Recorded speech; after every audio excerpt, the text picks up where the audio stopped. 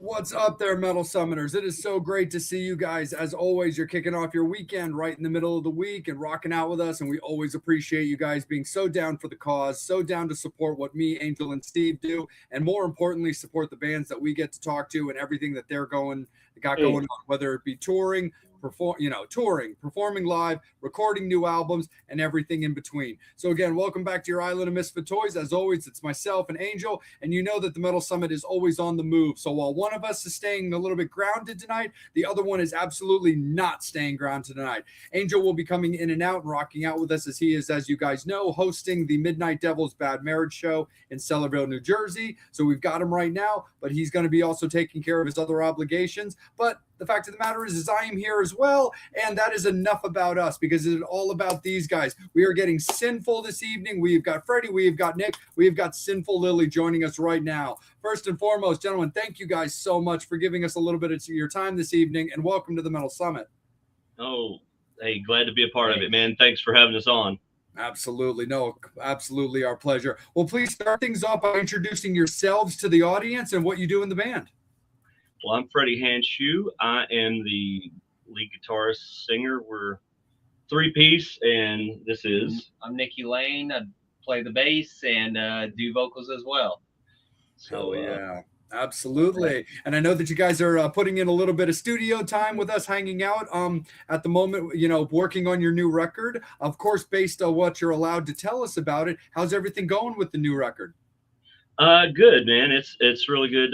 We've got we're working on today getting a pre-release up on the Jet Lane Records website. So we've got I think what do we have? We got 12 songs right now. The album is 11.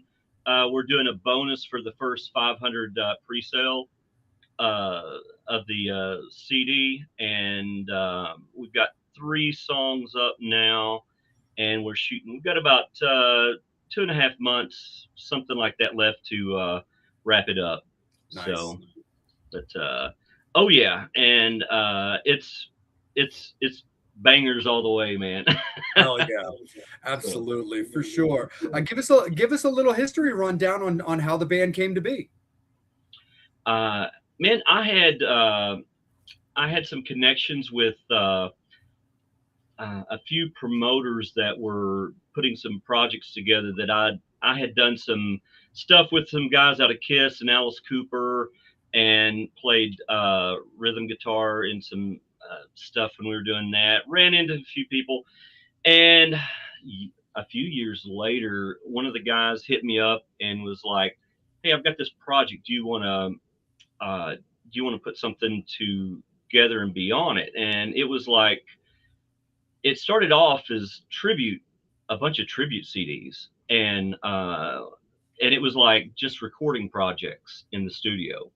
So Nick and I, well, it started out off as myself, and then I offered it up to Nick, and and gave him the opportunity. It was like, "Hey, if you want to play bass, you can do it. If not, I'm doing it." And so with a little encouragement there, he finally stepped up to the plate and knocked it out of the park. And we started with that, and then we kind of ended up doing some, just oh, and then I had another. We kind of fell into everything with this band, because I had a promoter stumbled across a solo CD that I had, and my solo stuff was always more classic rock and less industrial, more aggressive, like what Sinful Lilly is. And so he was like, "Hey, you want to open up for LA Guns?" And I was like, "Nice. Sure, but it's not my solo stuff. It's this I said, "It's a little bit heavier than that." And he goes, I said, "But we'll make it work." And so we did that, and I said, "Oh, well, we've got a show, so we got to go get an opener, and then or we'll get another, like a warm-up show." And so once we did the warm-up show, it was, who did we open up for? Slava. So we did was like, I'm looking for another local show. I said, let me just get a little, and then that came up, and so then we proceeded to this string of nationals. We just was opening up for nationals over and over and over, and then we started doing that was local in Kentucky here, and then over the surrounding area within Ohio and all of that. But we were doing that, and then we started doing some touring and getting on the road a bit. But lately, well, you got anything to add? Okay, that's on par. Yeah. But lately, we've been inclined to the studio at the moment. We've been we're actually looking for a new drummer to take it on the road. We've done some shows with some fill-in session drummers and stuff like that, but we're looking for another permanent member to.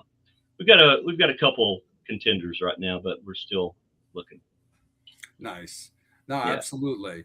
When it comes to how you guys are doing your current writing together, with the fact that you don't have a drummer currently in place for that, how have you found your? Oh, there we go. See, I told you that there was a studio cat, that one that always has like always has to be involved with the show. So there he is. That's Cool. That's Motley. But when it comes to you guys, collaborating and doing your writing, especially for working on new music and ultimately a new record, when you don't have a current member in your band, does that affect your guys' writing in any way where you're going to have to fill this gap? Or is there a way that you kind of do it knowing that you still have a certain plan for rhythm and style for when that fill-in happens? Oh, we both play drums also. Oh, bitchin'. We live the studio life, so right. Just, so that's the thing is like we do as far as writing, it's not an issue. So we've got structure and a lot of stuff we'll write together, but also Nick's got a small studio and he'll put some stuff together there, bring it here, and then we'll do the bigger stuff at this one, and then but most of it is very organic. When we put it's like we get the ball rolling pretty quick. Yeah. It doesn't take much to throw down songs. Our biggest thing is like not having enough time to finish. We've got more songs written than we have time to put down and record, since we do this for other clients and stuff also. Sure. And yeah. Absolutely. When it comes to putting together songs and collaborating, of course, do you guys find that you're instrument based as far as how the songs get put together first, or do some songs start like lyrically, or do some songs just simply start with a title? All of the above. Right on. Although on the album we've got like I'll give you a couple examples. We've got one that was, let's see, what was it like? Devil Music. We got a song called Devil Music in the Record Machine. And that started completely from a title. And it was something I had squirreled away in the back of my brain for years, man. And there was it was just something that when I was growing up, my grandmother had called like a record player a record machine, like a sewing machine and crap like that. So that came up, and I always thought that was an interesting twist on it. And then and I was like, so all, even back at the beginning of music will rock, like Elvis and all that, it was devil music, man. So that was, and Motley Crue is devil music, and Rob Zombie is devil music, Sinful Lilly is devil music. It's all that shit. So anyway, so it kind of came out of that, is how that one started. We've got, and then we got a song called California Man, which is probably, it's it's more of like a psychedelic trip on acid in but it's kind of trippy, but we had that. Came up with the idea of that when we were out in or I was out in Vegas, and me and my wife was like, what do we want to do? And I said, I want to rent a Harley and ride into Death Valley. And so we rented a Harley, and that was a long road, a long ride, man. And rode into Death Valley and got out there and rode to the Salt Flats and did some stuff and was sightseeing and kind of thing, and rode on further in there, and it was kind of like, and so that kind of got the wheels turning about uh, Manson and the family and all that stuff, living back in there back in the day. And I was like, so if I was like back then, riding around, out there, I might have been one of the dudes that hopped on a motorcycle and went out there to wherever and went, what the fuck's going on, man? This is but the whole story is about like that one is more of a, it takes one decision could flip you one way or the other. So the whole premise behind that song, and some people were like, how can you glorify such a horrible thing? And I'm like, that's not what the song's about. The song's about like, hey, I'm out here, and they went, hey, you want to go to the gas station tonight? And then you hop in the car, and it's a whole nother flipping trip that you end up on. And then you get put in a situation that you don't know, hey, I really don't want to be here, but you're there. So what do you do, and how do you get out of it? And so that it's something like that. And but we're all over the place with stuff like that. We've got had a song called Get It On, and that was all, it's all about a guitar riff. And that one, you was mentioning your cat Motley there. So this is probably gets a little bit of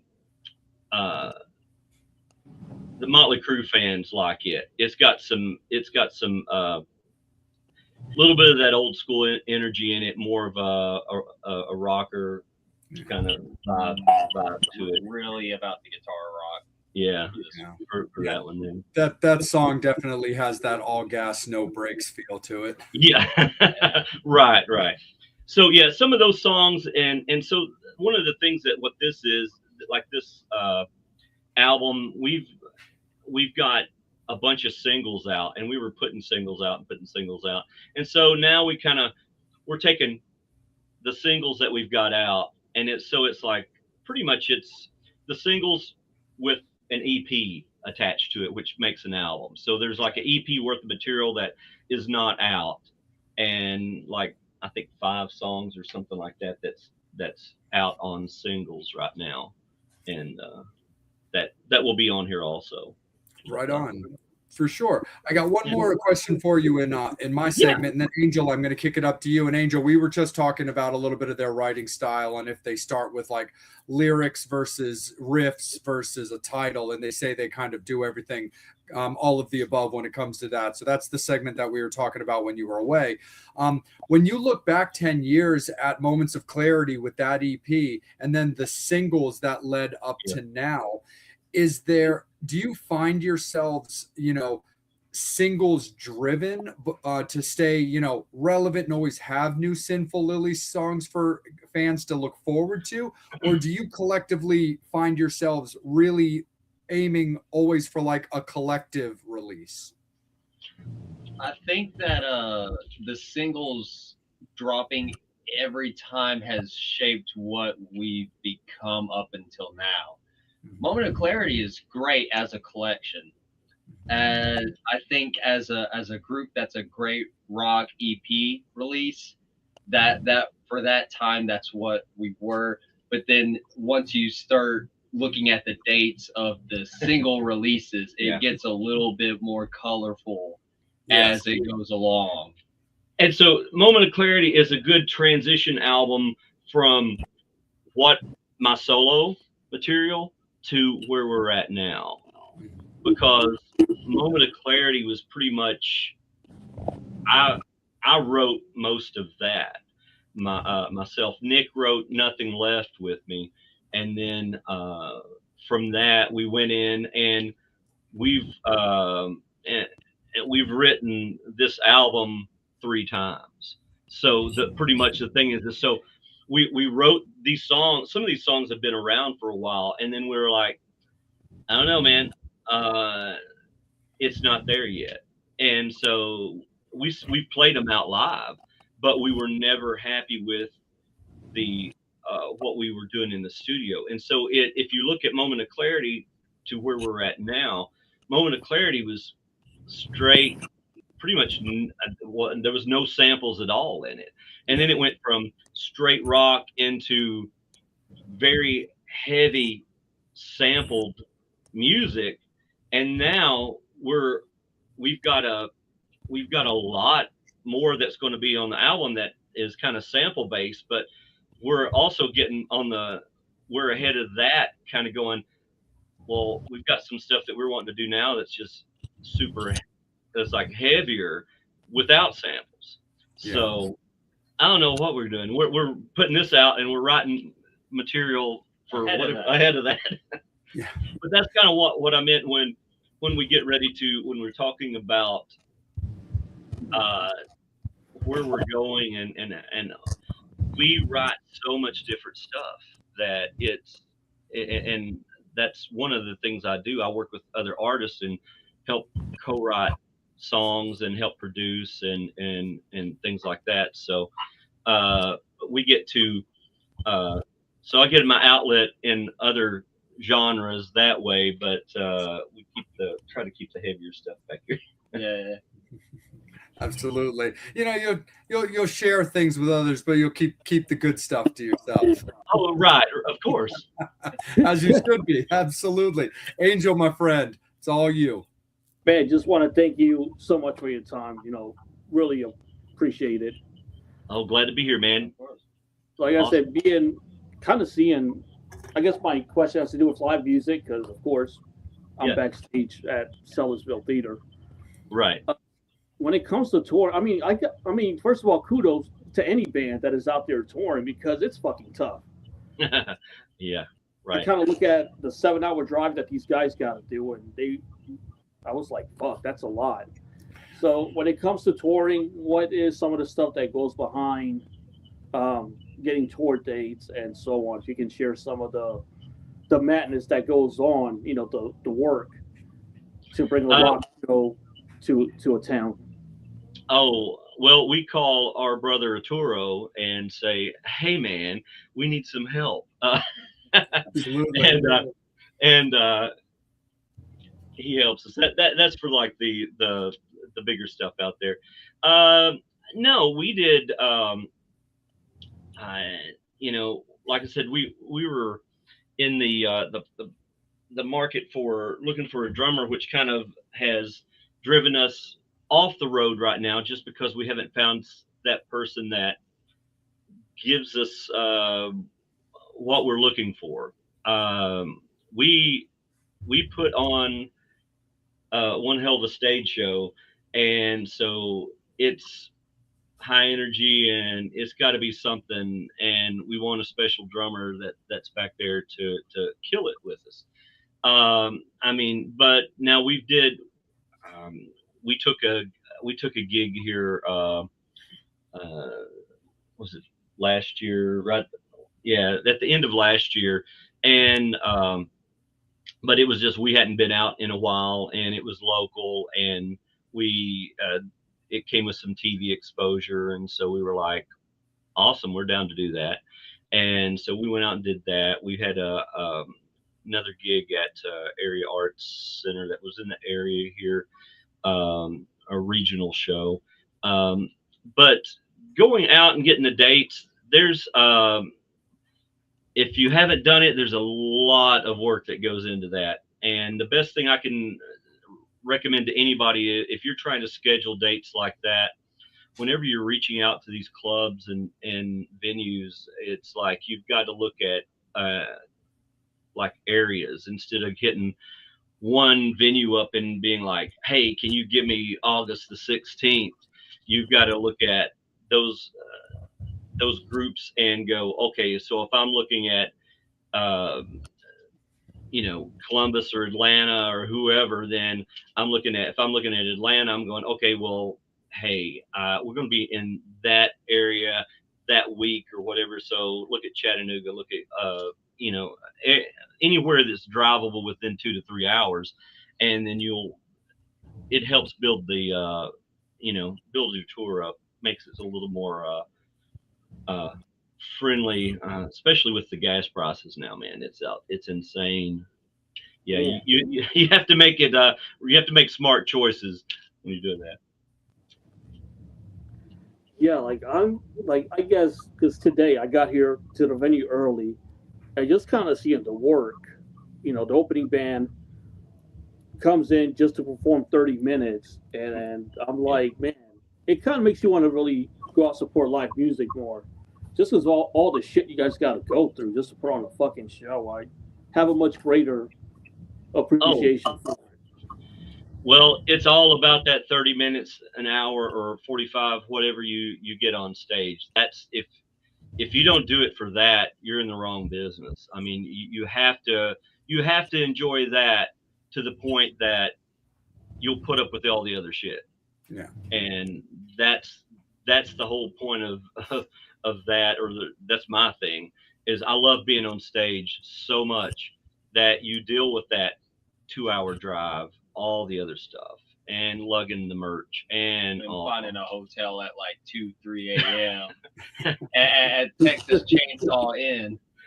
Oh yeah, we've been there before. We're like back the trailer up to the telephone pole, and who's taking watch tonight? Okay, so we go, what are the chances of us getting killed in this hotel? He goes 50-50. Hey, Jay, was it in LA?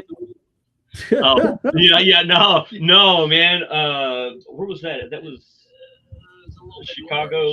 I think we were like south of Chicago. Yeah. Oh yeah. So, yeah, there's a couple. I mean, all over the place, man. But yeah, we ran in a couple. If we were scouting locations for some horror movies, man, we know some places. Yeah, Jake, because yours is that's a good idea. Oh yeah. Yeah. Man, That's my other area's expertise. Oh yeah. We did like the video for The Fly, which had a little bit of horror. I guess a little bit of horror in it, but. Well, I mean, also the cover for Moments of Clarity kind of had a little bit of that, like, macabre, bloody, final girl feel. Yeah. And the funny thing with that cover, everybody thought that was Nick. God, I forgot about that. Everyone's like, thinks that's Nick. That's me on the drum head when we had it as that on the cover. I was like, cover. That's funny. I forgot all about that. Yeah. What an ego. Gotta give me a little bit more credit than that. All right. Oh, but yeah. When bass players take a stand. Hey, that's like somebody's bass. Hell yeah. But that's like that is the only artwork I think in Sinful Lilly that we didn't do ourselves. Yeah. We hired that out and had a company do that for us, and just to be something, have something different. And then after we did that, we've done all the other artwork ourselves. So yeah. But yeah, it's funny. Yeah. Oh yeah, for sure. Right back to Angel. No, just definitely gotta step out just for a moment. I'll definitely come back. Absolutely, brother. No worries. Totally, man. My apologies, man. Yeah, dude. You're working. We're rocking. We got you, dude. No worries, man. All When right, it great. comes with you guys doing the studio right now, while you're handling the band side of things, you know, getting the right person to fill that slot. Since it is early in 2026, are you currently like taking advantage of being a two-piece that can both fill that slot to get the writing done? Are you keeping kind of an ear out for shows to kind of, you know, keep the live feel going, or are you kind of like studio driven for the time being since you kind of have that ability to write and record?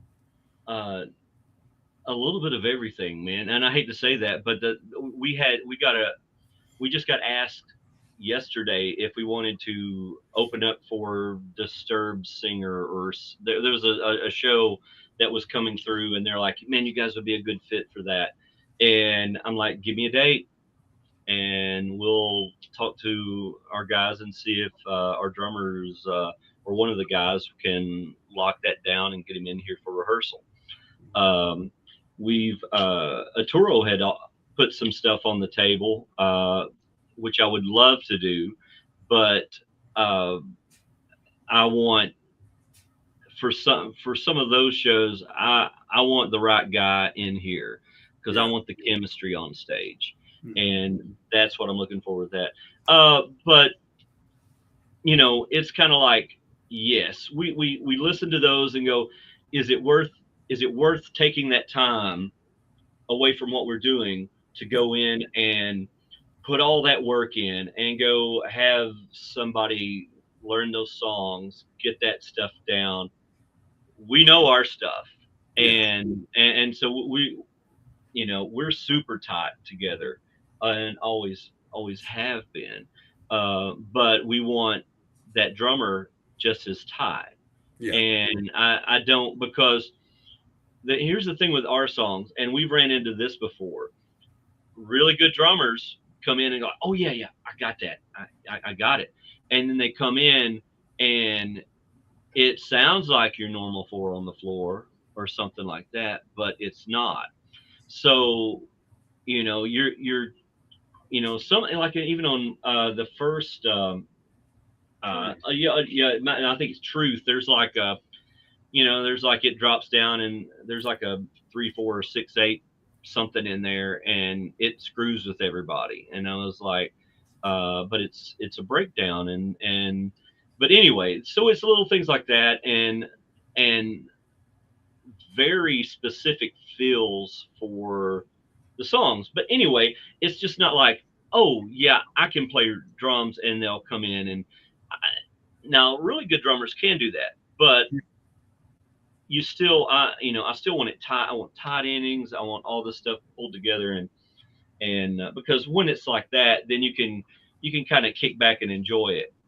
But if you've got somebody new in the seat and they're still learning the songs, and I really don't enjoy that. So it doesn't make it worthwhile for me to want to go out. And like Angel was saying before, drive 6-7 hours, lug the equipment, all that for a 30 to 45-minute show where the drummer that you have isn't fully invested in it. And I'm like, you know, I want to go out there and cut heads, man. When I walk on stage, I want to take no prisoners. It's the thing. It's like, but I'm not doing that to try to one up anybody else. I just want to do the best show that I can give when we go out there. And Nick's the same way. And because it's like, if you're not going to give it everything you got like it's your last show, then why do it? Yeah. That's our mentality.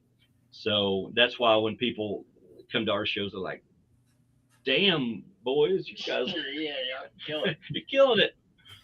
Oh yeah. But, for sure. And one thing that's always fun that I always like to talk about, because I'm a gear nerd, and being a bass guy myself, Nikki, I gotta ask you, are you playing Sean Easolt's bass? As of recently, yes, man. Yes, that's what I'm talking about. Shoot, yeah, I'm not normally a fan of signature models, but that one I'm a sucker for. And when it came back out, it's worth a grab. Nice. It's got the built-in growl. Mhm. I run that into a bong ripper parallel distortion pedal into an SVT classic Ampeg, and man, does it have the growl! Like it's killer. I love it. That's awesome. Oh hell yeah! Oh, for sure.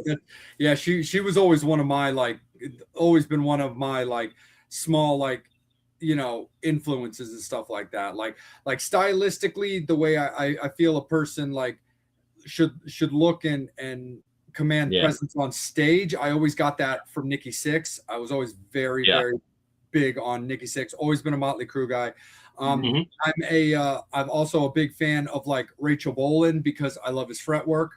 And I love his songwriting because his stuff, while Nikki lyrically writes amazing songs, there's a way and a style behind the way that Rachel writes music that always appealed to me. But I also, I've always been a Rob Zombie, White Zombie guy, and it doesn't. All you have to do is watch Thunder Kiss, and do you really have anything else you need to say about being a fan of Sean? Right. But, Exactly. But I always just thought that she was fantastic. I got to meet her about 10 years ago. There was a White Zombie reunion. It didn't have Rob, but at a horror con I went to, Monster Mania Con, they had her, Jay Isolt, and John Tempesta all together. So I gathered up like everything I had for like White Zombie and Rob Zombie and their individual projects, because I also had the albums that Sean did with Stars and Daggers, Rock City Morgue, and Famous Monsters.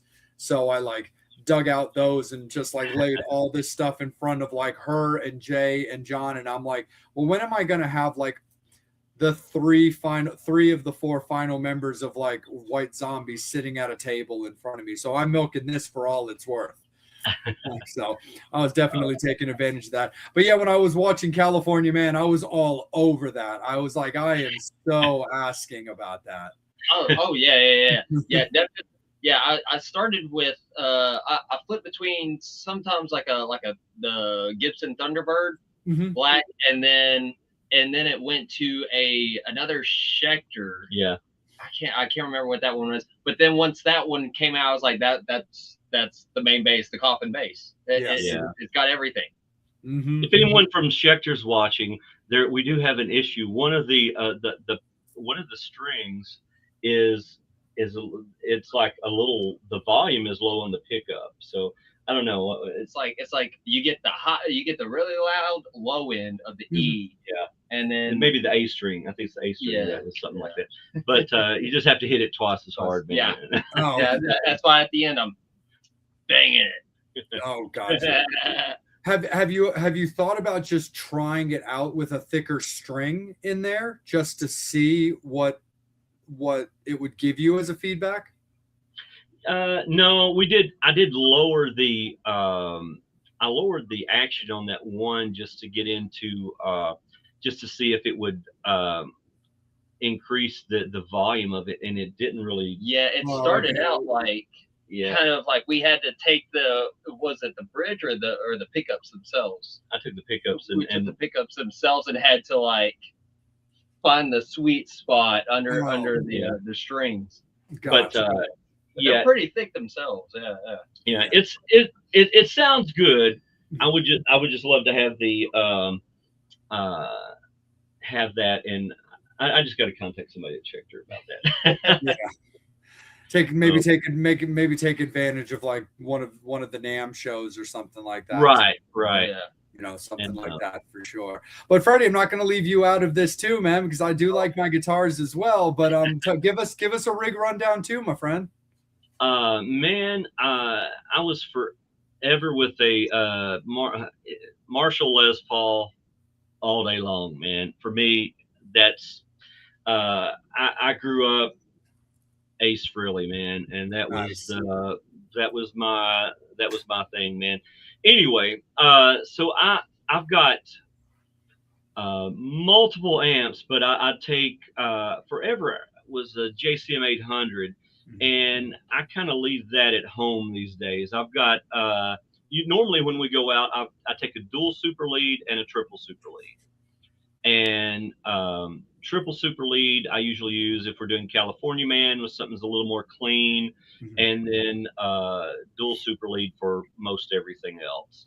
I've got pretty much on my main effects that I have on most of the time is I use an EP boost pretty much on all the time feeding the amp. And then either that or I've got a vintage early 80s Rat distortion that I'll keep plugged up but not turned on.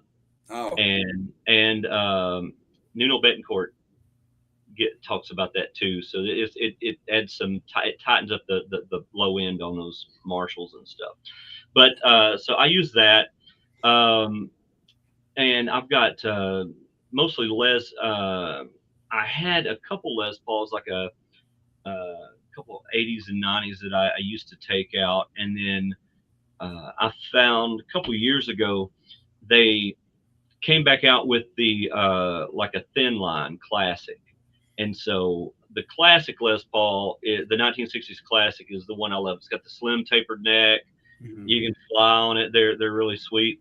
And then we put, so I wanted the black one. And then they're like, we're out. You can't get it. So I think that might have been during COVID or something. And so I ended up buying the Honeyburst. So I got the Honeyburst. And then I put an order in. I said, if the black one ever comes back in, I want it too. And so I ordered the black one, got it, showed up. They said they had like 2 in stock. I got it, opened it up, and I'm like, oh, this is it. And the neck was broke. Oh. And I was like, oh. And I went, I must have that. And so I called them up and I went, if I get this back to UPS or FedEx or whoever, well, I think it was UPS. I said, if I get it back to UPS today, I need that other guitar. I want to order that other guitar and get it shipped out because, and then right after that, they stopped making them. And I got the black, I got both of them. They only did 2. And then, so the black one is the one that's in the picture that you posted. That's the thin line. Okay. But I went in, and when I got it, I do my little things to it. So when I got it, it had no pickup covers, no poker chip. And so and it had the cream, all the aesthetics was cream. So I changed it. I've already got one like that. So I want to change it. I wanted it all black. I wanted a blacked out one. Nice. And so I went through and blacked everything out on it, put the chrome pickup covers on it, and love that. That is the meanest Les Paul I have ever played. I've ever heard. It is, and I don't know what it is. I measured the pickups, and it shouldn't. It for all intentional purposes, it shouldn't be that way, but it is, and so It's become the main. I use that, and the Honeyburst is right behind it, but the Honeyburst looks really cool on stage because it soaks up any color that you have on there. So when it really looks great under the lights. So, but anyway. Oh yeah. No, absolutely. Yeah, no, that picture's awesome. And I'm glad that it worked and you were cool with it. Yeah. Nikki, sorry about that because Arturo kind of set this up as like playing matchmaker by like hooking me up and Freddie over text. So that was kind of what I went based off of. So I looked up his profile and took that photo. So I never wanted to come off as like disrespectful to the band as a whole. No, man, because like you think you get one, but you get us both every time. Yeah. So I've always ran with it. So man, for sure. Here I am. It's all good. Here we are. Oh, I do have to give shouts out to Estel Robinson, who did the photography for that. So sure. Absolutely. I've been working with Estel since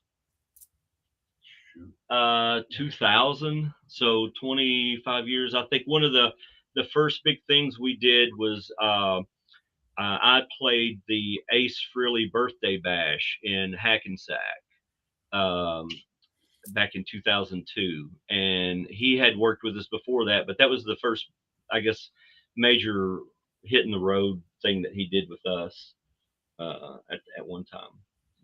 But anyway, but props, Estel. Oh yeah, no, absolutely. And our buddy Brian is watching, and he always likes to get involved with questions for the artists. And he says, "You're told you can put on one more show, only one, but with an unlimited budget. Describe that show." Oh, Location. yeah, I don't know, man. One, so probably out of all the, my thing would be Madison Square Garden of all places. Unlimited show, it would be probably playing with, I would put a show together that had us, Alice Cooper, Kiss, if they were out of retirement. But Yeah.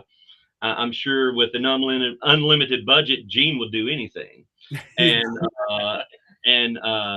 then Marilyn Manson and Rob Yeah. Zombie. Yeah, But I would like to have White Zombie. Yeah. That would be my thing. It's like Yeah. to bring back White Zombie instead of just Rob Zombie. Although I'm really cool. I really dig that Riggs is back with him now. So I'm Yeah. hoping some of the new stuff is cool. I think Always I think the new record comes out like next week. right. Yeah. Yeah, it's The, like 2 or 3 days or something. Yeah. Like that. Something like that.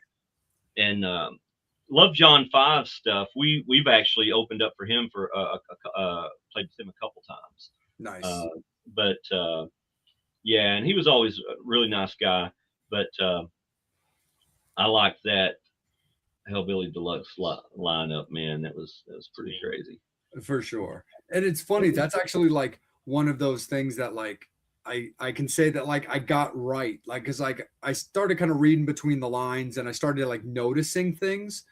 And with Riggs already back in the band when John just seemed to be playing a little less and he was kind of pulling double duty with Motley and then Riggs seemed like he had just fully taken on the mantle before John kind of like predicted Right.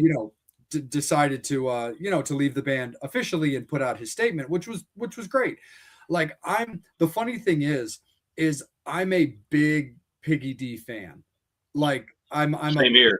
I'm a big fan of what Matt does, like for years, because I'm a crazy person for Wednesday 13 all the way back to Maniac Spider Trash and Frankenstein Drag Queens. Oh. Like I'm on a whole nother level of insane when it comes to what Wednesday does.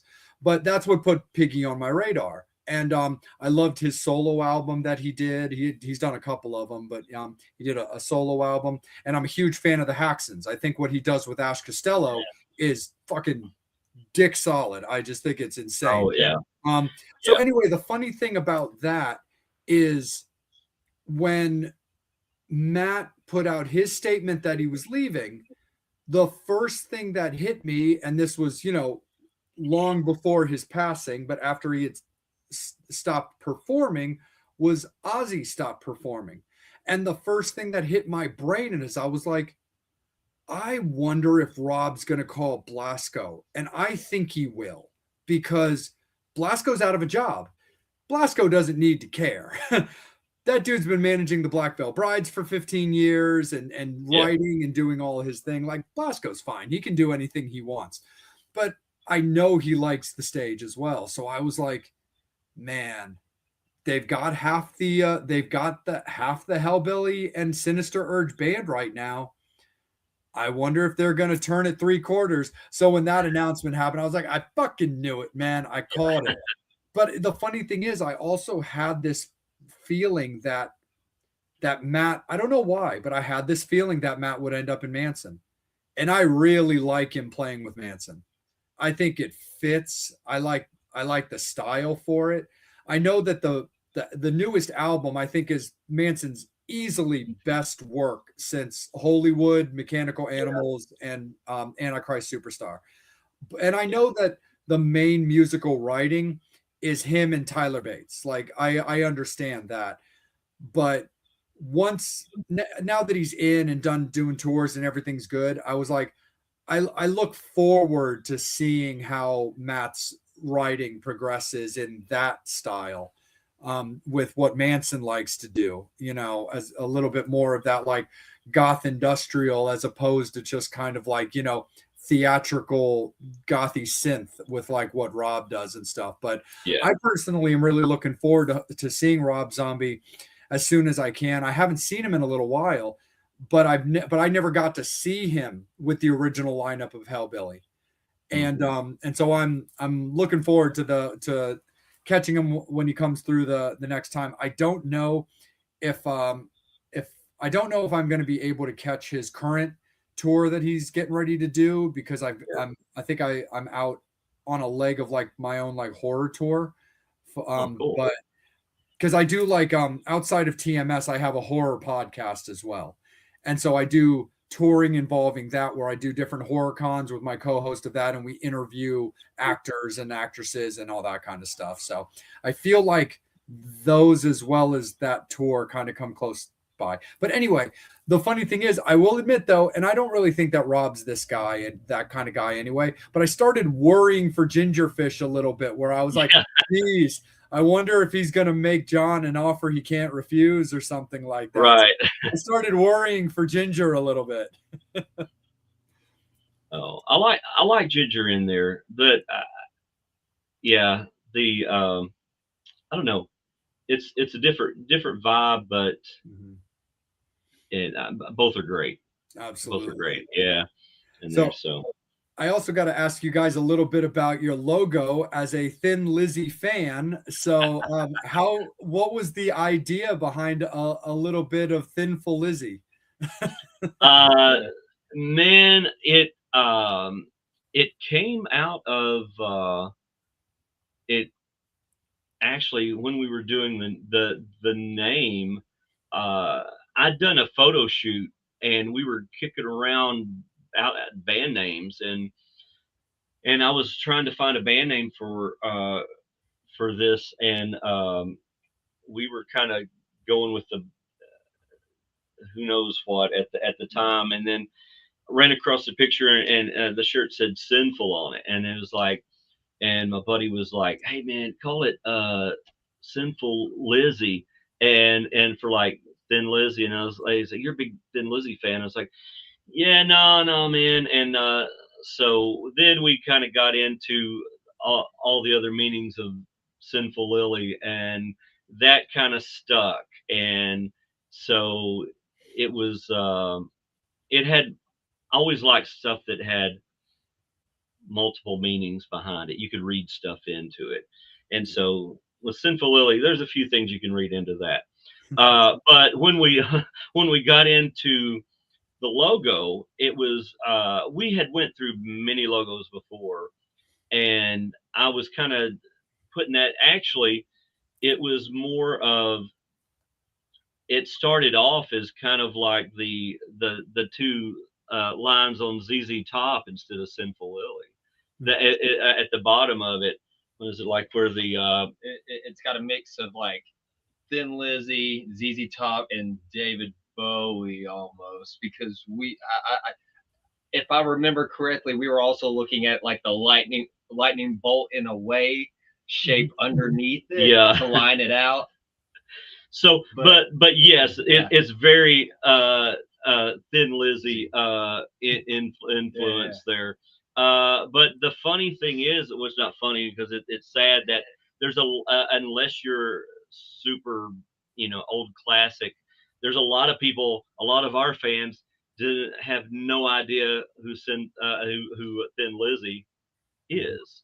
Yeah. And so, but we were kind of trying to look at something that was compact. Compact, and it was like, something that popped.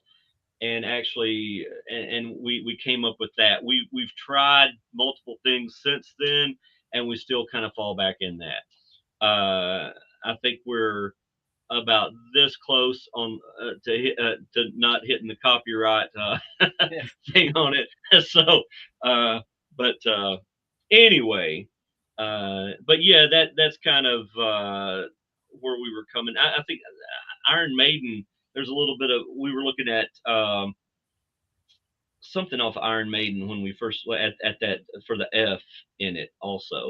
But I don't know, man. There was a lot of classic influences that kind of got through in that pot and meshed around. But definitely, Thin Lizzy kind of rose to the top. Nah, for sure. What did you think of Black Star Riders when they kind of shifted over into that? I liked. Well, I thought they should have kept going as Thin Lizzy. I was doing some stuff. I don't remember. I was hanging out with Damon Johnson for some one of the promoters. I think that we were doing shows. Oh, we were supposed to open for him. That's right. Yeah, we were supposed to open for him. That's what it was. And about that time, and I was hanging out with Damon in Cincinnati or Columbus, somewhere in Ohio. He had was doing some shows, and were those Brother Kane shows? No, this was just his solo thing. Gotcha. And so I got invited. I got invited up there to hang out with him, and we were talking around, and I was like, I really liked. I loved the thought of carrying the Thin Lizzy name on, but I understand what they were doing. They were trying to build the new brand without and be respectful to Phil and carry it on. But as far as putting out new material, totally. I think that was the right move to make doing Black Star Riders.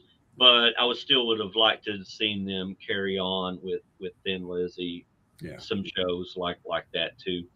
But I remember talking to Damon, and one of the things that he said, because I was asking him, I hung out with him once when in Atlanta when he was filling in for Cooper, and so we were talking there, and I asked him, I said, so how's your time in in Thin Lizzy compared to Cooper? And he was kind of like, well, I wouldn't wear a Cooper shirt to the supermarket. And he said, but I would wear a Thin Lizzy. And I was like, that was weird, but I guess I see where he's coming from. He's like, Cooper is a little darker and all that is like that. And I really don't see that because I'm a huge Cooper fan, and we grew up on that stuff, and that's one of the ingredients. So Cooper's more of an ingredient in Sinful Lilly than Lizzy is. And as far as what we do, because I really love writing twisted lyrics that have this double meaning, and Cooper was the king of some of that stuff and was really, really great at that. And but having those dark undertones under something that may not seem so dark on the surface, but then so anyway. Oh, for sure, man. Absolutely. Nikki, I want to bring it back into you. Freddie was talking about, Ace and his influences and stuff coming up playing. What are some of your influences, like specific musicians or bands that really got you into wanting to do music and ultimately performing?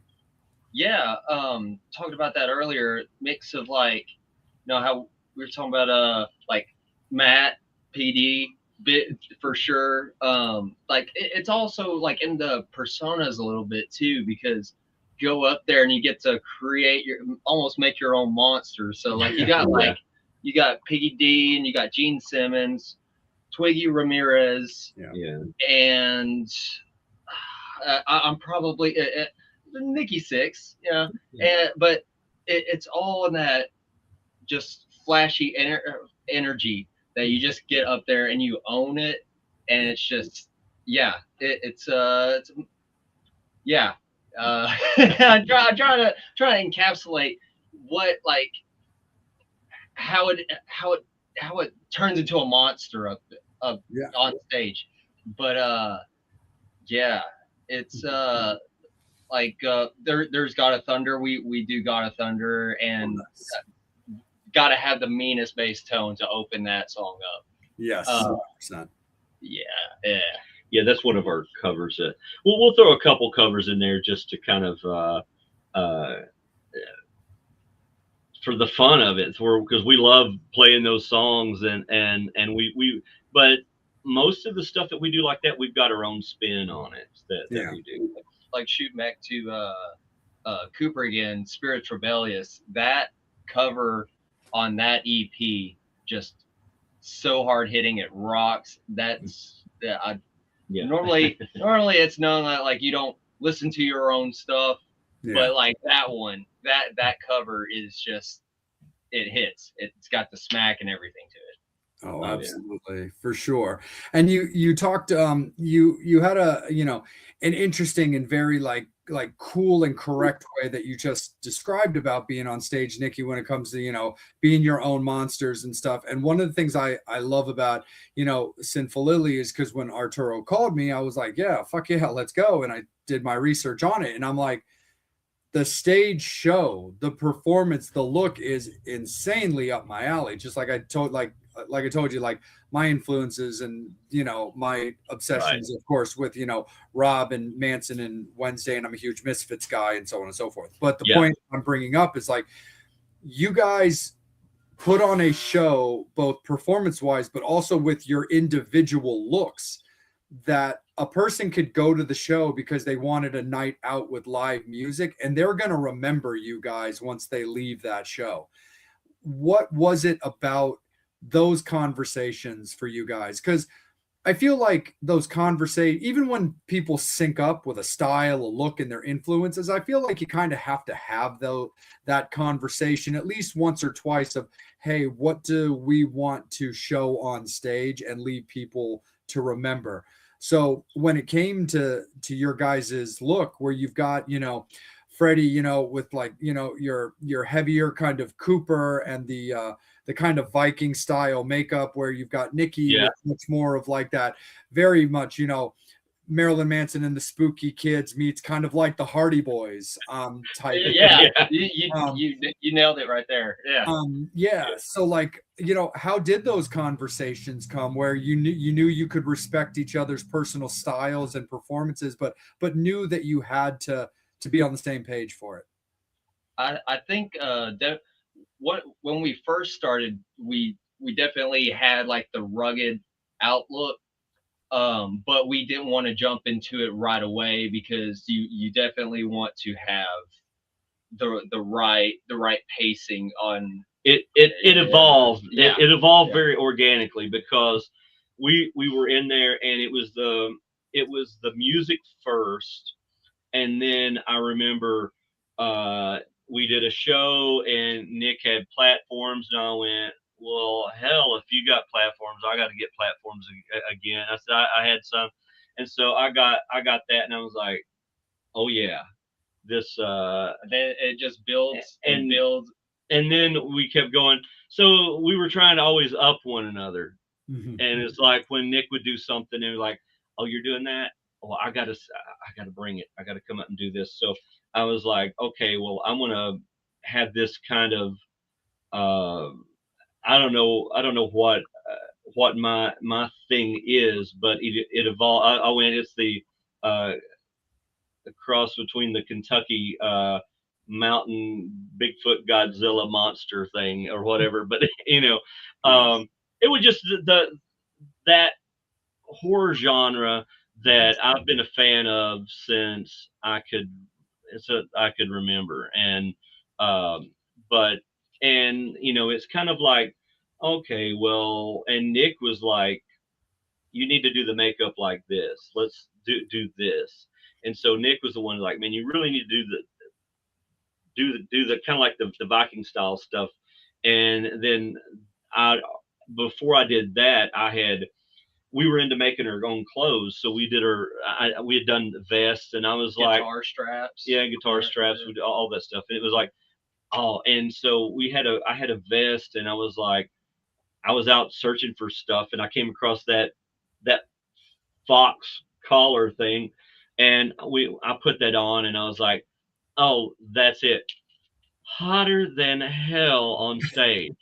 And when I first added that in, it was in the middle of summer, probably in July, and we were outside, and I was like, I'm gonna die.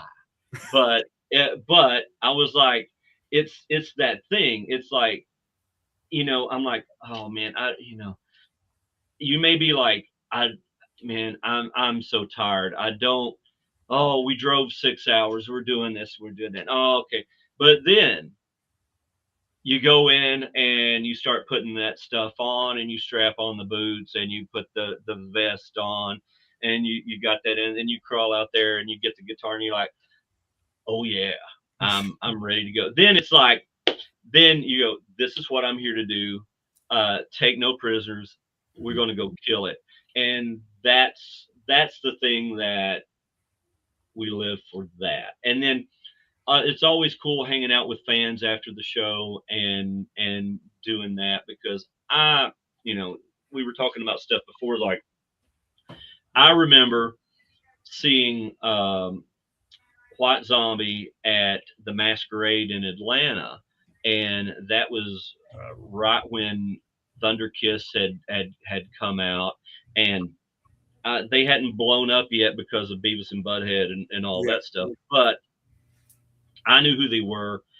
I went and saw them. I got my CDs signed. I got all that stuff and hung out, and they were all cool.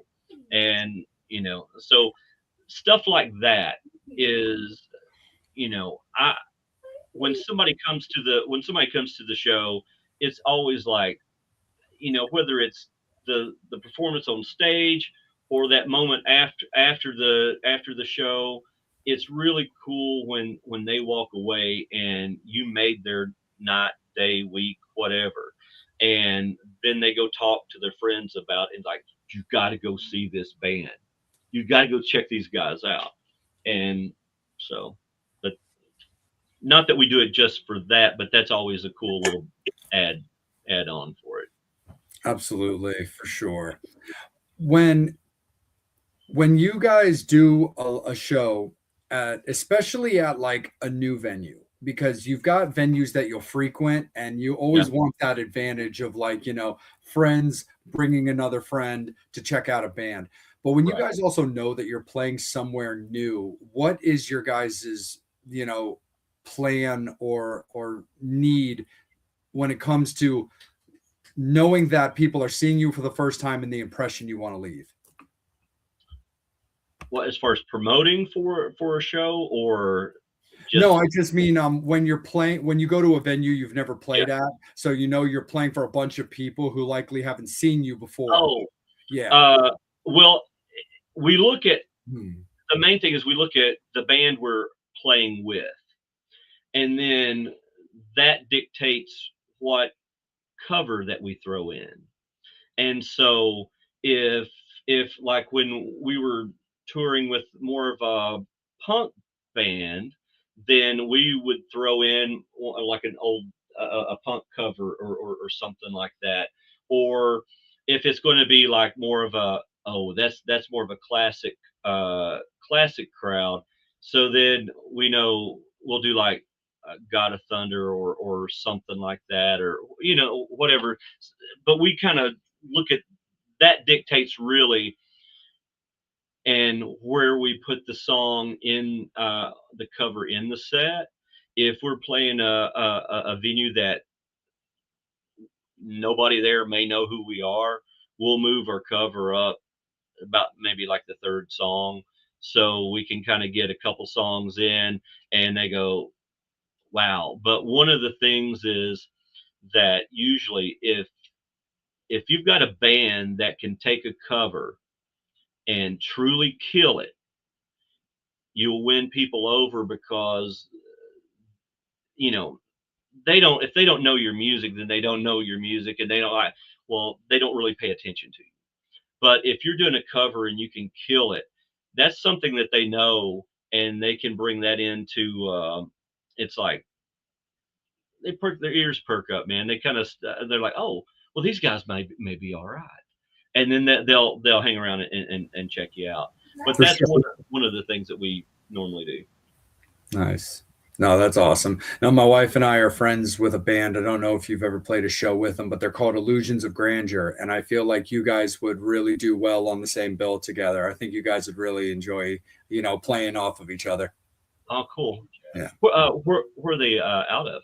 Well, so they're originally out of Pennsylvania, but they're out of LA now. Oh, okay. Yeah. So they've played all over. They've gone to Europe, done all that kind of stuff. Yeah. They've been playing the ever since being out there. They've been playing the whiskey a lot more. They played over at the Viper Room. Yeah. So definitely. Yeah, they're originally from Pennsylvania. Oh yeah, we did a pay-per-view show a while back, and there was some people out. There's quite a few people out in LA that got into it, and we had a guy that was like, you guys got to come to the whiskey. You have to play the whiskey. I'll pay to bring you out to the whiskey to do a show. I want you out here. And I was like, well, great, but we need a good bill of a good show, and would love to do something out there again. Yeah. Hell yeah, absolutely. For sure.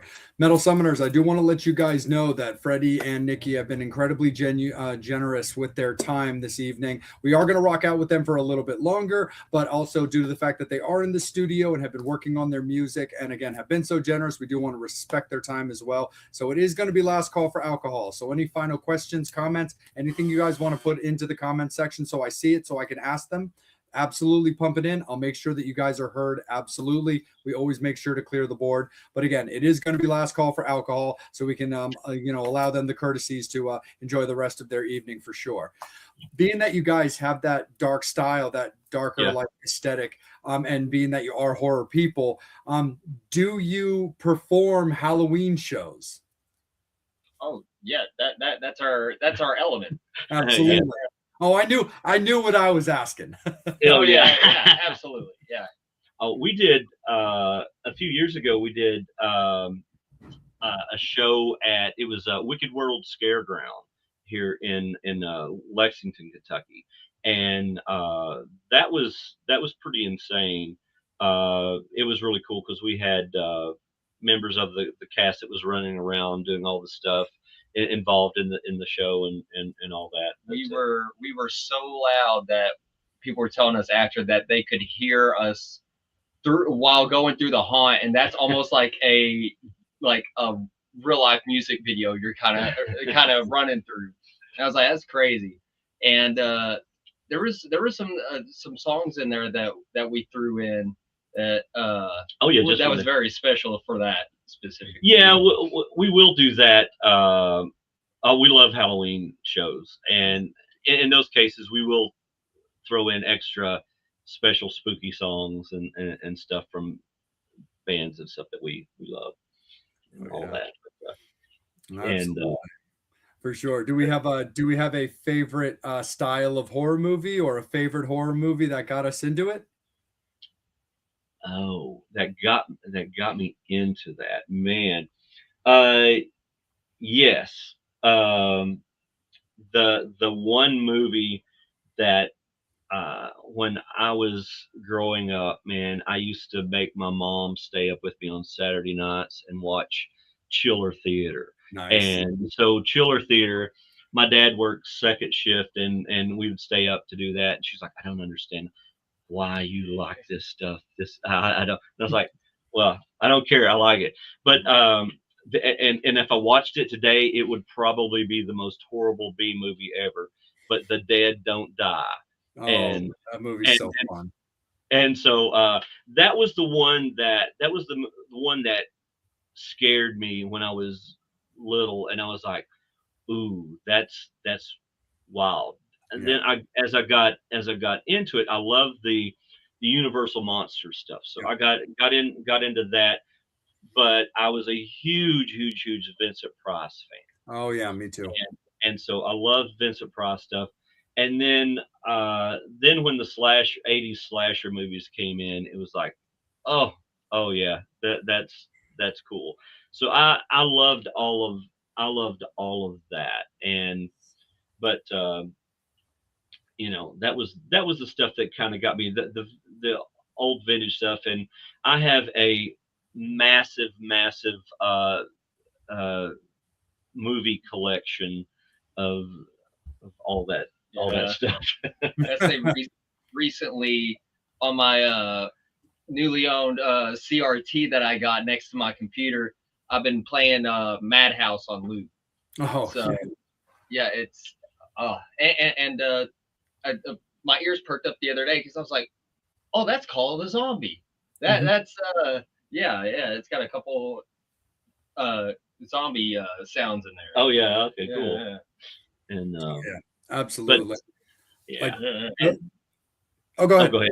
I was going to say the movie that broke me as a kid, which is funny because you'd think I wouldn't be into horror movies because I do the show down in my office and it's all just horror stuff everywhere.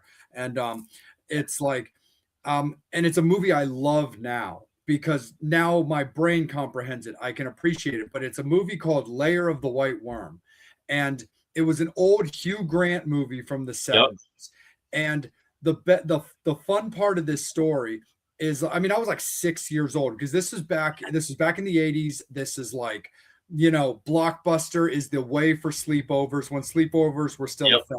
And because it was always the same, every sleepover had the same style. You pick the house you stay at, those parents are the chaperones. You go to Blockbuster, they turn a blind eye. You can rent any movie that you want, despite the fact that they always know you're going to go and get, the horror movie with the big titty blonde in it. Like it's gonna be the purchase. They're gonna order a bunch of pizzas because gluten allergies didn't exist in the 80s, and that was just how it worked. Anyway, that movie is really insane, and it's a lot to comprehend at such a young age. I mean, I was in hysterics. They had to call my mom. My mom tore the parents a new one. But I love that movie now. I mean, it's just so psychedelic and weird with demons and succubus. It's also got a lot of phallic imagery. Like I said, it's just got a lot. It's a lot to handle.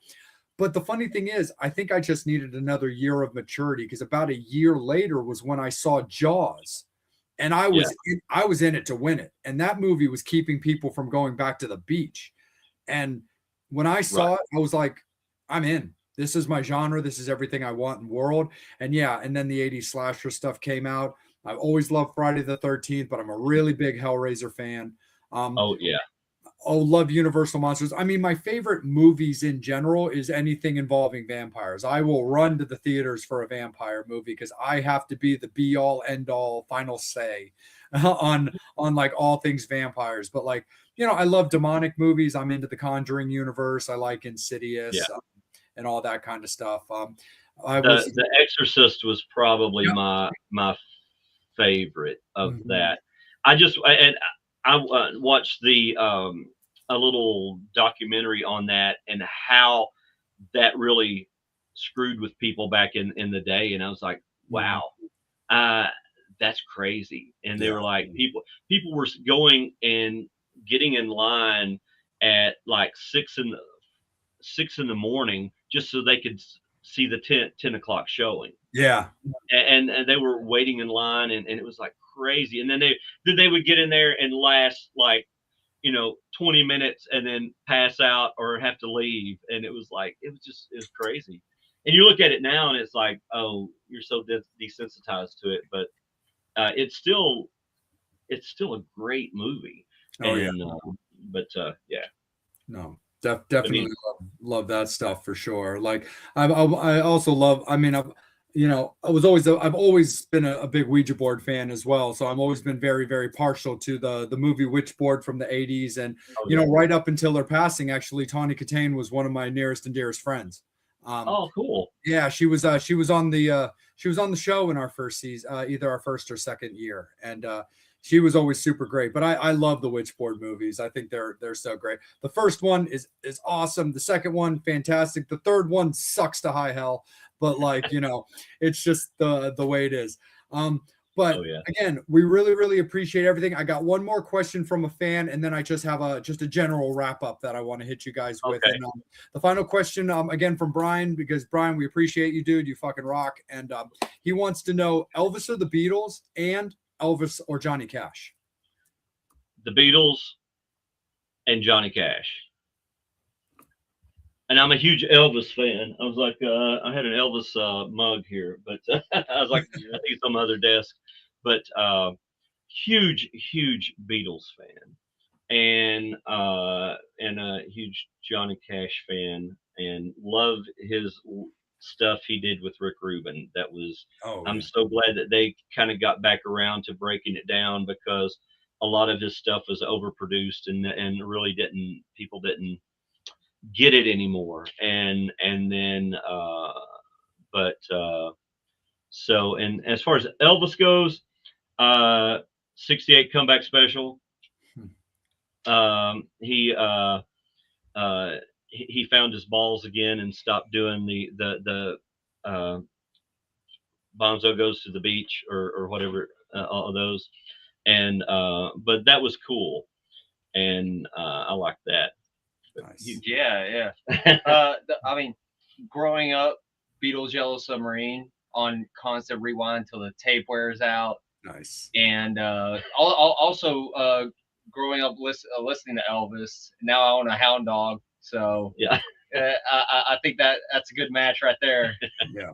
No, definitely. In the first one, for me, in Elvis versus Beatles, it's going to be the Beatles. For me, it was all about Sgt. Pepper's Lonely Hearts Club Band. That record was my wore it till it exploded, and I had to buy it in every format because I kept destroying every format from listening to it. And then when it comes to Elvis or Johnny Cash, I love Johnny Cash. I think he's absolutely fantastic. But just Elvis in that showdown, it's just more my vibe. Like, Yeah. I've always been very fond of I Can't Help But Falling in Love with You. I just think everything about that song is just fucking genius. As well as just, everything for, Jailhouse Rock. I've while I'm always going to ride or die for Halloween because that's just my everything. My mom was always, she loved her Christmas. So Christmas was always a big thing in our house. So Blue Christmas was always around, and ultimately being such a big Misfits guy, when Jerry Only was doing kind of Jerry and Friends, he did what I thought was a pretty solid cover of Blue Christmas when he did a little 3-song Christmas EP, which he also did a cover of You're a Mean One, Mr. Grinch, which if you haven't heard it, it's awesome. I think it's great. So that definitely is my jam when it comes to that. And final thing from you guys before, of course, we let you go, because Freddie, Nikki, we really appreciate you. It's been so awesome hanging out, but let everybody know, please, where Sinful Lilly can be found. Okay. You can find us at Sinful, SINFUL Lilly, LILLY.com. And but the best place is Jetlane Records, JETTLANE Records.com. We've got that stuff. Actually, we didn't even get into the solo stuff we're also working on. Okay. So Nick's got a solo band, Black Pill, that he's doing. I've got some more classic stuff that we're working on the side, on top of all the Sinful Lilly stuff that we're trying to get out. I just dropped a solo song today, and it's called Goodbye Miss America. It's kind of like that. Well, if you're a fan of Wednesday, it's I caught it. It's definitely a Gunfire 76 vibe. Nice. So it's very that. It's like when I love Wednesday stuff and all of that, and then when we were doing this, it's kind of like that. And then we've got a couple of those songs that, as with Wednesday stuff, that got tracked multiple times. It ended up in different projects, and then he redid it. And so we've got a couple on the upcoming Sinful Lilly album, which is called Terror is double feature, and but pull it up. yeah. Anyway, Yeah. here you go. I'll see if we can. Here's like a little. If you can see, here we go. There we go. So it's. Yeah, it didn't work the way I wanted it to. I just made it about me. I don't want it to be about me. That'll work. There we go. There you go. Angel's way better with the screens. Something like that. Like We'll have to send you the thing. But like all covers, there's things hidden inside of it. So but actually, you can go to jetlanerecords.com and it's up there. It's up for pre-sale, digital download if somebody wants it. There's 3 songs up right now out of the 12, and we're working on that as fast as we can to get that out there. But we're looking at probably what is this? March, April, probably in May of having everything up there. But what we're doing with that is, like, once we get in May, the price goes up a little bit. But right now, I think it's $8.99 for a download for the whole album, and kind of made it a little bit cheaper and stuff. But anyway, so we got that happening, and my single "Goodbye Miss America" is up there, and then you can look forward to this single from Black Pill dropping next month. Yeah, and so if it's not Sinful Lilly dropping, it's Sinful Lilly adjacent. Yeah, and it's all going to be in that circle. So yeah, so we're doing a lot of that. So definitely jetlanerecords.com. There's on speaking about that that has other artists which you would not expect me to be associated with. There's country artists in there, which is on the label, and so we've got country, rock, blues, rap, a little bit of everything, and one of the and with the label, I got to give a shout out to Dedmon Rashawn, who he's the guy that actually. He helps me on the label side of stuff, and with Jetlane Records, and he did the song "The Fly" with us, and nice. So if you he does a tore it up. So that, like, he raps on the second verse in it, and so if you get a chance, check it out. But I also produce and direct a show that we've got going on right now on Roku TV, and so it's his show. It's called On My Block. But one of the things we do is we showcase videos from all different artists of all genres. I think the only thing that it can't have in there is it can't have cussing or whatever, and that gets bleeped out from there. But anyway, other than that, so we do that, and then he does like a spot. Each week has got something where it's he talks about, I think the first, and that just dropped last week, the first episode, where we've got 12 episodes set up, and then we're off, and we're booked for 2 seasons. Nice. And so the first season, next season, it's going to Apple TV. I think they wanted to pick it up for that. But we did the first one is, he talks about Spotify, and then it shows some videos, and then he actually does a little breakdown of Gene Simmons' rant on why some of these guys, rap artists, was getting inducted into the Rock and Roll Hall of Fame when they're not rock. Yeah. And so he does a really good breakdown of that, which is it's like you could agree on both sides of it, and Gene does also too. But anyway, yeah, it's a good show. And if anyone is interested in getting promotion for their video, you can email but don't send all that stuff there. Just send an email to jetlanerecords@gmail.com, and we can do all kinds of stuff with that. So that we can talk to people about that. We do if someone's out there, if there's a band out there and they like the Sinful Lilly stuff, the mix, hit us up through jetlanerecords.com, and we do mixing for other artists and all that stuff too, studio stuff and all that. So Hell yeah. get my day plug in there, man. That's As you should, for sure. Shout out to our brother Ken Shepard, who's popping in to say what's up. He's the mastermind. He's the mastermind behind our Metal Summit merch, which I just got in the mail today. So Ken, thank you so much for setting me up for the festival I'm doing this weekend. But I also bring that up because I know that you guys have merch that can be found on your website, correct? Because I know that I need to pick up a Sinful Lilly t-shirt, and I've already been looking at all the designs. But as far as I know, you guys do have merch for sale. Yes, and actually we're moving everything over. There's a site that's on, so we've got 2 sites right now. We're trying to merge everything over to all the merch through Jetlane Records, but you can go to sinfullily.com and get it there. You can go to the jetlanerecords.com and pick it up there.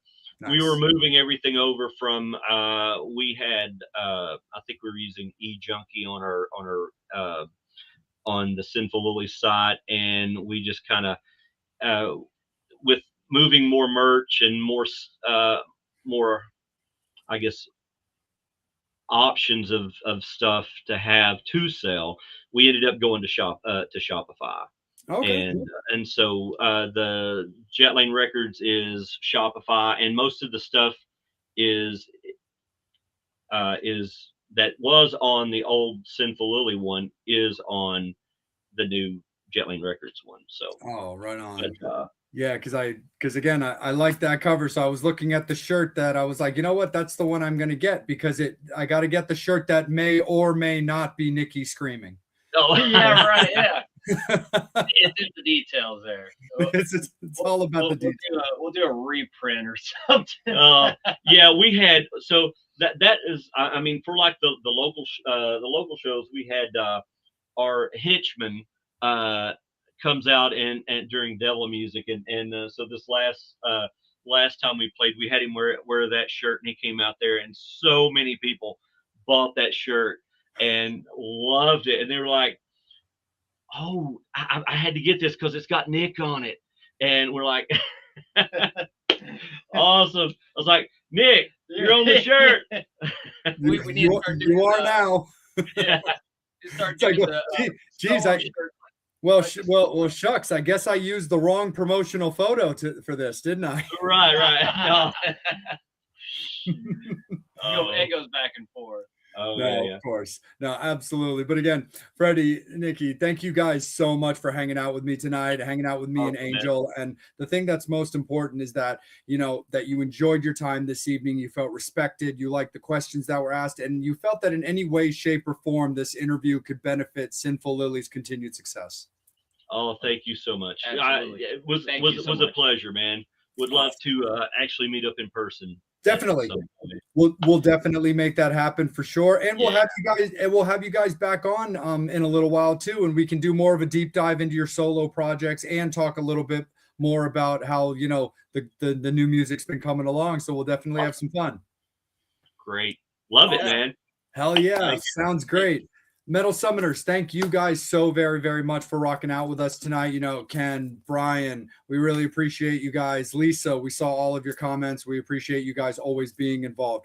Again, you heard where the guys were saying where they can be found for everything for Sinful Lilly. Make sure that you guys are checking out all of their socials, because they're in the studio working on their newest record before they get out onto the road and see what works best for their touring schedules. So follow their socials so you know everything that's going on there. When it comes to the Metal Summit, please follow and subscribe to the Metal Summit on Facebook and YouTube in particular, because that's where the interviews take place. That's where you're watching Sinful Lilly right now, and that's where this great discussion's been going down.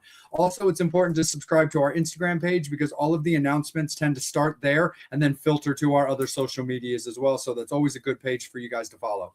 When it comes to Angel, Angel, you can follow Angel at Angel Alamo 78 on Instagram. You can also find him on Facebook. For myself, you can find me on Instagram at salem.vampire. I do have a page under that name as well on Facebook, and I have a personal page as well if you want to check that out. No worries for sure. And of course, our beloved Psycho Steve can be found at psychostevepresents.com, or you can find him at The Real Psycho Steve on Instagram as well. He works behind the scenes. Booking comes on when he's able, but of course, you know, that's our bro. He's always with us. He always rocks out. So we always want to make sure that we give a lot of shout out to and a lot of love to Steve as well. So again, on behalf of myself, Angel, and Steve, and on behalf of the Metal Summit, we really appreciate Freddie and Nikki's time this evening. And again, thank you so much to the Sinful Lilly camp, who we are talking to the Sinful Lilly camp right now, but we definitely look forward to everything that they've got going for us. Again, thank you guys so much for tuning in and supporting. Make sure you're getting out there to live shows, buying merch, keep fans out on the road, allow them to do everything they have. And before we sign off 100%, let's bring back Angel for one more second. Angel, what's up, brother? You caught us right before we were about to say later. Oh, see, it's like I knew. Dude, we needed you to pop on real quick to up the gorgeous quotient. Definitely. Damn, Elvis, the Beatles, or Johnny Cash? Yeah, do you want to answer that question real quick, Angel, before we let him go? I'm gonna go with Johnny Cash. I mean, Okay. he fucking killed it till the end of his career. Well, so it's Elvis or the Beatles in one showdown, and it's Elvis or Johnny Cash in another. Johnny Cash can kick any of their asses. Okay, fair enough. Hell yeah, sounds good. But again, Metal Summoners, thank you guys so much. You guys rock. We love you to death. Guest announcement over the weekend for next week's episode, and a couple of fun things to keep in mind. That Angel was rocking out right now with the Midnight Devils and Bad Marriage. Right now it's Sellersville, and then you are going to be able to see him again on Friday when he's at Dingbats for the next show on that tour, rocking out, hosting that show as well. And then 2 days after that in Joppa, Maryland, Angel is coming down to my neck of the woods as we will be vending at the MCW Fan Jam event. I'll be there. My beautiful wife will be there. Angel will be there, as well as Ron from the Vampire and Devil podcast will be there as well. So it's going to be a big old family affair. Anybody in that Maryland area that just loves, rock, metal, horror, but more importantly, pro wrestling, because MCW Pro Wrestling is putting on the event, and we really appreciate their courtesies inviting us out. But that's enough for us. We're going to let the guys get back to what they're doing. We appreciate you guys. Take care. Be good. Keep listening to music. We'll see you guys in a week with guest announcements over the weekend. As always, you've been watching the Metal Summit. Rock!